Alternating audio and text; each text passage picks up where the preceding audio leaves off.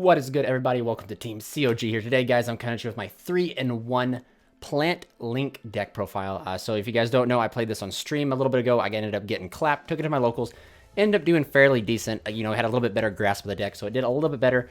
And yeah, not much more can be said, guys. Like, really, I'll showcase you my list. I'll tell you guys about my matchups, kind of going through it and all that type of stuff. I'll also touch base on the cards that I am not playing, the cards that I plan to play and test and stuff like that. But yeah, I mean, the deck performed phenomenally. But remember, guys, if you guys want to help support the channel, check the links down in the description below.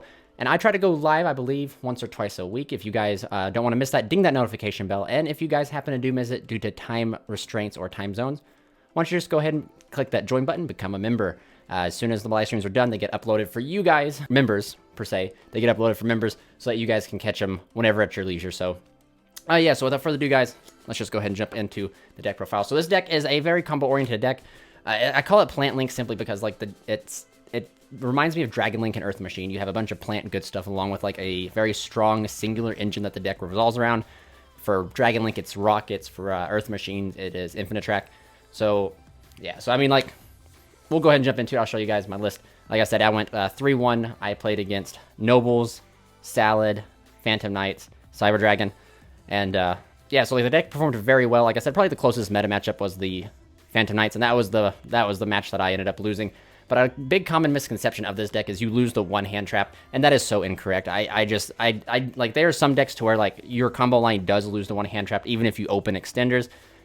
And then there's decks like this one to where, like, if you eat the one-hand trap and have extenders, you play through it, and that's just how it is. I ended up getting Ash and Impermed, or Ash and not Ash and Impermed, Ash and Nibiru'd, played right through it, and I'll showcase you guys. I will showcase you guys in a later video how you do that. But for that, let's go ahead. Enough rambling.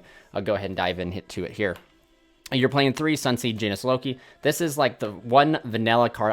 I've never seen a vanilla monster like this be full combo. This card right here, this is the one card combo that gets you everything. And the entire deck revolves around this. So like I said, for Dragon Link, it's Rocket, Earth Machine, Infinite Track. Sunseed is what the Plant Link deck revolves around. This card is key to all your plays. You have to see it. You need it to be your normal summon or need a way to get to this card. And to round that off, we are still playing the Sunseed Twin. You never want to open this card. This card is a great search for a follow-up, and it is part of your, like, your combo line with Sunseed Sowing. However, Sunvine Sowing, excuse me. But, like, it doesn't, you don't want to play 1, because if you play 1 and you see it, your combo's dead, so you play it at 2. So that way, if you don't see it, you have the ability to search it for, like, a follow-up. On normal or special, this card just allows you to reborn the vanilla monster from the graveyard. And then you can banish it plus a face-up Link monster, and then summon a Link monster that you have 2 copies in your graveyard back. So it allows you to do some pretty cool Link plays and stuff like that, especially since this deck can not only, like, put up a board of, like, 4 interruptions, it can also, like, U-Link your opponent, which is pretty handy. But, yep, double Twin, then double Sunseed Shadow. Sunseed Shadow is the only extender, I believe, in the deck that allows you, that just special summons itself out. If you guys, you'll never guess it, control the normal monster, you can special summon this card out. And then you banish it from the graveyard, target a linked Sunavalon monster you control, and then you can special summon from your extra deck another copy of the linked Sunavalon monster, but its effects are negated. So it allows you to cheek out and Link climb and do, like, some of your Link combos and stuff like that. It's by far the best extender in the deck, I believe, currently. I haven't been able to find a better one. I know, like, Rose Lover is a good extender, and it's a good recursion as well. However, this card just is, it does so much for, like, both sides of the strategy, the U-Link part of the strategy and the constructing a board side of the deck. So that is it for the Sunseed cards. Like you can see here, a total of 7 of them. Not that many. Even I've seen some builds go as far as only playing, like, 1 Shadow and, like, 1 Twin, but I think that's 2 little names. But it's up to you, player preference, of course. Moving on, we are on to triple of Lonefire Blossom. This card is crazy. Another, like I said, the way that this deck goes is getting to the normal monster here. Blossom is a 1-card normal monster, and I'm very, like, superstitious. I hate going Blossom, like, I hate doing, like, Blossom into Blossom into Blossom, because I fear that on the last Blossom they'll hold Ash, and then they'll just Ash you there. But I mean, like, you can do whatever you want. This card has a lot more utility in the sense that you don't just want to fly through all the Blossoms anyway, because, like, on the following turn or on the follow-up, you want to be able to normal summon this card and then tribute it, and then bring out, like, the twins that are in your deck to be able to, like, extend further to get that extra normal monster out to apply for that damage. And yeah, so this card is actually pretty crazy. I'm not going to lie. There was a few times it was impermed, and that's where I'm going to make a significant change in the deck, and I'm going to talk about putting in Super Nutrient. I don't know if that's the full name or not. It's a continuous spell. It's almost like Transmodify, but for plants. You just if this card gets impermed, you just super nutrients it and then summon out the vanilla. It just allows you to beat those type of cards. You are main decking hand traps to counter like Ash and stuff on this card because like if you normal summon and then activate in the Ash, your turn can pretty much end unless you have like extenders or something like that. So there are cards you play to supplement this card, but this card is just like a 1-card starter, so like why wouldn't you play it? Moving on, we are on to 3 Rescue Rabbit. You would think that Rescue Rabbit would be pretty good, right? Again, on the same lines as Longfire, you banish this, summon out 2. It's not really... It's not that good. There's a few reasons why. So it's not a plant. So when I do decide to play Super Nutrients, it has no synergy with this. You normal Rescue Rabbit, it gets impermed or Vect Veilered, turn ends right there, over. And then this deck cannot play around YuGiOh. We're forced to play through it, and this card just puts you at 3 summons. It's too close. Like you don't even get the cards, facilitate the cards you need to be able to play through YuGiOh by resolving this card. So I think this card is going to be cut for more extenders or more plant monsters. Like I said, all you need is the vanilla monster. Regardless if you're making your normal summon the vanilla, you're summoning it off a lone fire, the vanilla just needs to be your normal summon, and you just want to play more things besides Rescue Rabbit that has more synergy with the deck. And it's sad to say because you think this card is so great because it gets you 2 monsters, but if you're restricted to plants so early on that you don't get to do like anything cool with it outside of just getting the 2 monsters, which you only need 1 of those monsters anyway. So I do believe it will change further on, but 3 Rescue Rabbit, never resolved it in the tournament. Moving on, we are onto the Rikas. Snowdrop and Mudan. Mudan searches a Rika spell or trap, and then Snowdrop allows you to special summon 1 from hand. You can also use Snowdrop to target herself or target any plant monster, and then all the face-up monsters on the field become that level. So these cards are really good. They're not really bricks in the hand, simply because they can distribute any plant monster on the field and summon themselves, which is pretty solid. But there's some combo routes with this deck to where like you play like the Rika spell or something like that, or you're just trying to go in for the Hyperion or some sort of effect negation with the big level 9 XYZ, and I don't think that's correct. I think Rika Fairy's target you should search is the Rika Sheet, and then you have the same board with less resources and less bricks in the deck, but these 2 cards are remarkable. And then even at the bare bone minimum, Snowdrop here can sometimes, like, if your hand is that bad, if you can still normal summon, and it's not the vanilla, because, like, vanillas will combo, right? But, like, you're able to normal summon, you can still tribute this, summon another one from your hand, and make a Teardrop, and Teardrop is an interruption. So, I mean, bare minimum, Snowdrop here is pretty cool. Now, for one of my, like, I don't know, I call her Laurel. She's bad Laurel. If your life points are higher than your opponent, you can special summon it, and when this card goes to the graveyard, you're allowed to gain 500. This is how you trigger multiple Arrow Mage Jasmines and stuff like that. This card is really good. I'm not playing Mardell because I believe you do not need Mardell. Mardell just facilitates the 1-card combo better, but you're playing the brick of Mardell. You can only get Mardell out of your hand if you get Snowdrop, and we're not trying to do that. We're not trying to open bricks and stuff like that. You're already playing multiple names of normal summons that you don't want to see. Bad extenders, like just bad card. I wouldn't say bad cards, but bad combination of names are very likely. Like I said right here, you want to normal summon the normal monster, Lone Fire, or Rescue Rabbit. So immediately you're playing 9 normal summons, and if you open multiple hands of normal summons, your hands are kind of rough as it is. So you want to like limit the amount of bad cards that you get in your hand. And Mardell is great in the deck, but bad in the hand. So we're not playing Mardell. This card you just beam out through with your Jasmine, and then link it off and make another Jasmine, and then trigger both Jasmines, and then you search the Teardrops. That's a combo line. Like I said, if this video gets enough gets enough likes, and if people want to, I'll show you guys like a full combo video, breakdown like how to play through hand traps, what to do, and stuff like that. So comment down below, guys, if you guys want to see something like that. But Laurel, she's pretty cool. Even if you open her though, like through your standard combo line, you're gonna have enough life. Like you will have 400 more than your opponent, so like you can just special summon this card out of your hand. So it, just like Mudan and Snowdrop, aren't really bricks in your hand. You will be able to utilize them. The only time that this card comes like a brick is when like your opponent successfully ashes or successfully hurts you further on, or like lets you resolve sowing, or like imperms the little tree so you don't gain that life back, so then you're starting your turn with 7,000. But I mean, it is what it is. Moving on to the hand traps. Triple Ash Blossom. I know 1-for-1 hand traps are bad this format, and I see a lot of people are saying these hand traps are bad, but they're still playing them. And the reason that I decide to still play Ash is because I do not like the pot cards that exist in the game. Pot of Desires, Pot of Prosperity, Pot of Extravagance. Those cards are just too good to even let resolve. Like 9 times out of 10, even against my Sword Soul matchup, I'm not ashing their Rhoda. I'm not ashing anything that they do except for their Pot of Desires, because I'm not about to let them draw into better extenders or better like blowout cards for me. So that's pretty much what Ash is in here for, is just to counter the pot cards.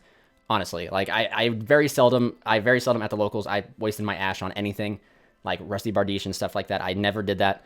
It's just because it's a bad 1-for-1 trade. They're still going to combo through the Ash. You might as well hold the Ash to stop something that prevents them from getting extenders and other powerful cards. Gamma and Driver. Like I said, you play this Lone Fire and Rescue Rabbit here.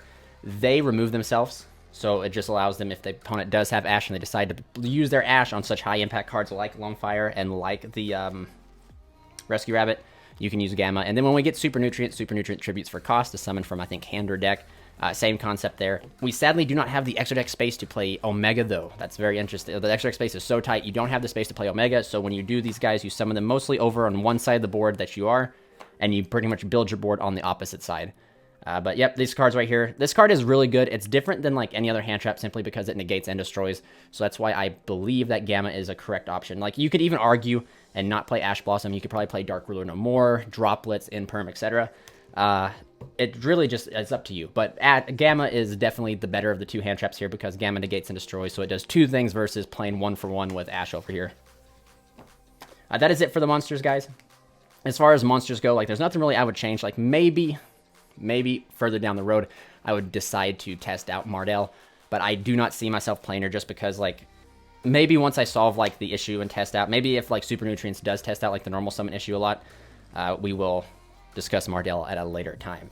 But spell time, guys, we are playing the best card in the deck, the Sunvine Sowing. For those who don't know, you special summon one Sunseed monster from your deck. You pay it, take 1,000 life. If you do not control a Sun Avalon Link monster when you activate this effect, you have to summon the normal monster. Otherwise, you can summon any Sunseed monster, which your normal target is always going to be the twins here. The twin here is just, you summon this out, you get 4 monsters, because then this right here will trigger the little tree. The little tree will then get the ability to summon from the extra deck a Sunvine Healer. Then it's just there. And then for those who don't know, anytime plant Link monsters would be destroyed by battle or card effect, you just banish this card instead, and you get to protect them. So it's just a busted card. It truly is. It reminds me, I mean, Salamangreat Wheelchair Cat, right? Baylynx. Salamangreat Baylynx does a busted. Dark Infant does something busted. Like, this Link one was limited by what it could search, and this card is just phenomenal. Like, you can't complain about this card at all. It does get Ash, it's kind of rough, but this card is weird. So, like, I guess we'll go in detail, right? So this card's very weird because this card is not only an extender or a combo piece, it's also a starter, because, like, just as, like, this card alone is combo, because you activate it right off the bat, summon out your Link, your level 1 normal monster, and then you combo off depending on your hand. So it's very interesting because this card is a very superior, powerful extender, but it's also a starter. It's a weaker starter, but it does get what it needs done. Moving on, we are onto the best starter in the entire deck, Unexpected Die. Now, I will bring up real quick, I told you guys that we don't really play through, or we don't really have any way to play around Nibiru or hand traps. We don't have, like, the ability of Dolphin. We don't have the ability to set up an interruption before our 5th summon, sadly. So what does that mean that we do? That means, like, cards like Unexpected Die allow us to play through that. You're trying to hold your normal summon. So, like, if you open a hand of, like, Lone Fire plus, like, the normal monster, you're just going to go ahead and normal summon the normal monster right away. Or if you open, like, Unexpected Die plus Lone Fire, you're going to die out first and try to combo, and then once you get Nibiru'd, hand trapped, you can fire off the normal summon and then go that route. That is the way that this deck kind of plays through hand traps and disruption, is you're just holding your normal summon for cards, and, like, cards like Unexpected Die and Sowing here that allow you to, like, summon from the deck without committing your normal is really good. Die is by far, in my opinion, the best starter in the deck. Like, it is the best starter. Just being able to get the Loki out from the deck and just start your combo, and since one card just gets you so far, Die is full combo. And then if they decide to hand trap you, interrupt you, every card in your hand allows you to play through it, and that's where, like Die is just phenomenal. That's where, like, Sowing is a weaker Die, kind of. That's a good acceptable. Sowing is just a weaker Die. You don't want to use Sowing, but in some cases you have to use Sowing. So it is what it is. Moving on, though, we are on to 3 painful decisions. Again, guys, like, you got to play the normal monster. You got to get to it as soon as possible. So 3 painful decisions get you there. Probably once we get the map in the new set, we'll probably use the map, because sometimes, like, you don't want to dump the locate to the graveyard. However, I have found, like, in the scenario, since we have to play Pot of Avarice in this list, this card right here helps fuel the Pot of Avarice. You want to keep a normal monster in your graveyard, and sometimes, like, you get hand trapped or stopped, or your hand's that bad that you do not meet the requirement to have the 5 monster in the graveyard to draw the 2. But Painful Decision will put that extra vanilla in there while letting you keep one in there for you to resolve the Pot of Avarice. And speaking of Pot of Avarice, here's Pot of Avarice at 2. You don't want you could arguably get away with playing 3, but I didn't want to brick on 3. This card has to be played because your full combo uses 13 of your extra deck, and this deck has not that much grind. It does have a great follow-up in the form of having the shrines to be able to bring out the vanillas to make the thrashers, and thrashers allow you to put on a lot of damage. However, if you're not able to do that, it's kind of rough. So Pot of Avarice just being able to put back some other combo pieces and extra resources, so that in case you need to have a grind game, you can have it. But yeah, not much more can be said there. Moving on, 1 shrine, 2 shrine. This card is not a once per turn. It is a Will of the Salamangreat. You must pitch a card to activate it, so you activate pitch, and then you just get to, during your main phase, reborn a vanilla monster, plant monster, the Genius Loki, normal plant monster. And then during the end phase, if you have a continuous trap in your graveyard, which could be any continuous, Rivalry goes and etc., you can sack this off. What's another one? Imperial Order. You could sack this off to reset it, but you also have like the Sunavalon trap you can use as well. But this card is what allows us to play through the rock real easy. Like, hard opening this plus the Loki allows us to play through the rock and put up, like, I think 2 interruptions or something like that, 3 interruptions. It's pretty crazy. We'll just have to have a video about it, so remember, like the video, comment down below if you guys want to see it. 1 Monster Reborn and 1 Called by the Grave. I did want to fit in World Legacy Succession, and maybe what I might do moving forward is I might end up cutting the rabbits and doing maybe 2 Super Nutrients and 1 World Legacy Succession. Because sometimes you just need that extension. Like, you just need the extender, the raw extender to play through stuff. And Rescue Rabbit, seeing multiple Rescue Rabbits or seeing Rescue Rabbit plus Long Fire is not good. So maybe having that additional extenders might be the way to go. I'll test it and let you all know. But that's it right here. These 2 are very powerful. Combo deck, extension, not much more can be said. For the final traps, 1 Sunavalon Bloom and 1 Rika Sheet. So for those who don't know, this card just allows us to, on activation, if we control a Link 4 or higher plant monster, we just negate all monsters on the field's effects. During damage calculation, we can have a plant monster gain all the monsters it points to. So you can become huge with Sunavalon Bloom. And that's just not like, it's not restricted to Sunavalon monsters, it's plant link monsters. So your Begalancer, the Resurgent, can become massive if need be. Rika Sheet. Rika Sheet's interesting. So Rika Sheet is a imperm that, well, I don't know, what's a better word for it? Breakthrough skill that's also crackdown. So Rika Sheet right here just says, target 1 monster your opponent controls. Then you can tribute a plant monster. Your opponent cannot use the effects of that monster that you targeted for the rest of this turn. Then if you tributed a plant monster, you get to take it till the end of the turn, and then it becomes a plant monster. So it's a Snatch Steal, and it's also an imperm. So like in weaker boards where you can't afford to tribute, you still have an imperm. And then with Begalancer, the Resurgent, you can use this card to tribute him, to steal the monster, and that can, like, end turns right there. Against Salad, steal their normal summon, over. And then Begalancer can come back during the following turn to apply damage. It's actually really crazy. That's a pretty cool interaction that this has, which of course, that's actually the setup you have to play through Nibiru, is you can beam out the Mudan from the deck from Aromage Jasmine, and then you link up into the Melis, go into your Resurgent, and then you have this in Resurgent set, so you have a Compulse and a Snatch Steal effect negation, which is really cool. But yeah, that's it for the traps. You only play 2, and you are probably going to open 1 every time. You statistically shouldn't, however, it is what it is. We all know here at Team COG we're used to the curse of the traps. You'll at least see 1, maybe 2, and sometimes hard opening these aren't too bad because, like, your board will get hand trapped to death, and you just end up ending on Resurgent, and then you just have Resurgent plus Bloom plus Sheet, which is 3 interruptions, which is semi-decent. But that is it for the main deck. It is 40 cards. Like I said, the cards I think about changed Rescue Rabbit. I might look into changing Ash Blossoms for something, but I just hate my opponent resolving pot cards and just out-resourcing me. So, yeah, we'll just have to wait and see, you know, guys. We'll go into the extra deck just to fly through it a little bit faster here.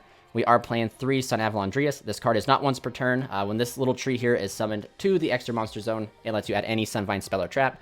And then whenever you take battle or effect damage, you're allowed to special summon a Sunvine monster from your extra deck, which is pretty crazy. It's part of the main combo line, which of course, like I said, if you guys want to see the 1-card combo, I'll do it for you. We'll get her done. And then there's something else. Oh, you cannot target this card for attacks, but it does not prevent you from attacking directly. So we actually had this interesting debate come up. So if you have Drias up and you have like Begalancer out, even though they can't target this card, it was misinterpreted that they could still attack me directly. No, the mechanics of YuGiOh say that as long as I have a monster on field, you have to get over that monster. So all Drias says is that if it's up here and there are 0 monsters out, you can attack me directly. But if I still have a monster up, you have to go through that monster before you can attack me directly. Just a little, it can seem confusing at first, but just to go ahead and clarify there.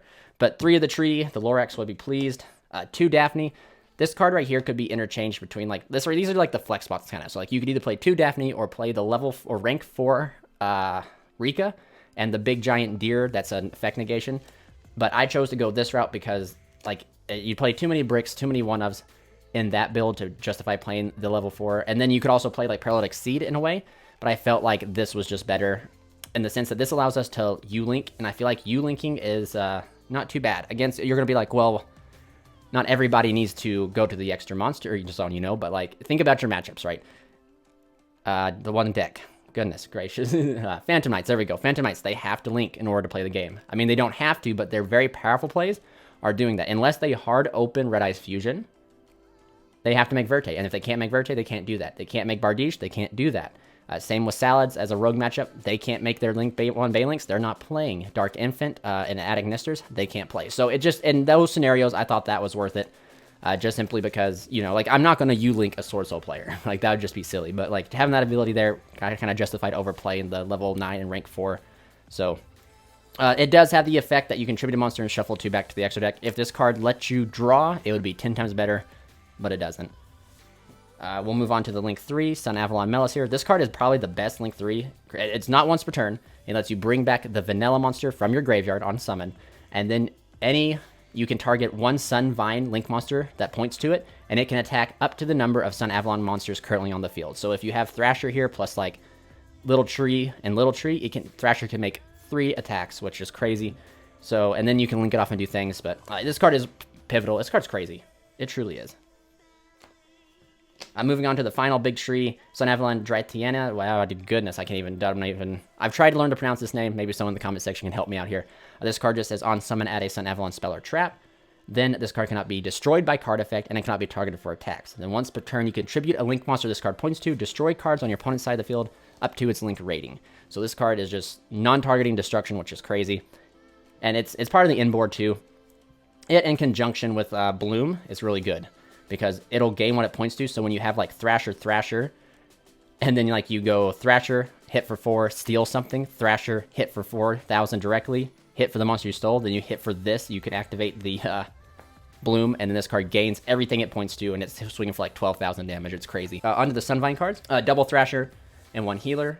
Thrasher just gets big. This card is crazy. On summon, you target a Sunavalon Link monster. It gains 800 attack per its Link rating, and then it can, whatever it battles over, if it destroys it and sends it to the graveyard, you get to steal it, and well, yeah, you get to summon it from the graveyard to a zone Link monster you control points to. Sunvine Healer, target a plant Link monster, I believe, or a Sunavalon Link monster, gain 300 times its level. So in time rules, we're not losing, guys. We're not losing with Healer. Moving on though to like kind of like the generic plant stuff. This stuff is just the double Jasmine. You can trigger this card twice in the combo line, which is crazy.